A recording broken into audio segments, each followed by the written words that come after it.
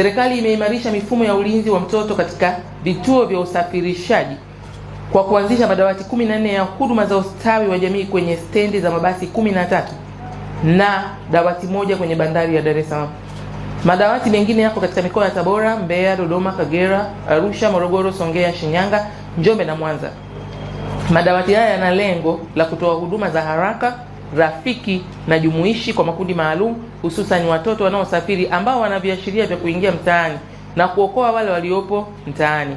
Kupitia madawati hayo, kufikia Machi 2026, jumla ya watoto 2669 wamehudumiwa na kuunganishwa na huduma mbalimbali za ustawi wa jamii.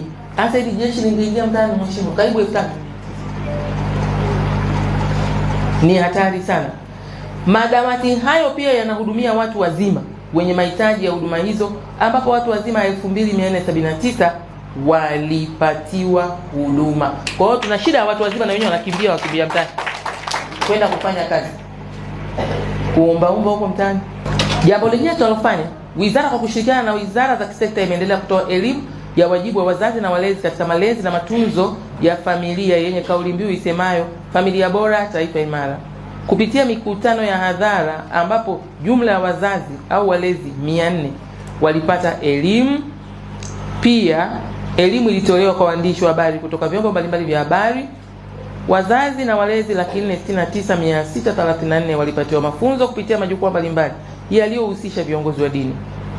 Kati ya hao 178,343 walikuwa wanaume, 288,025 wanawake na 3,266 watu wenye ulemavu.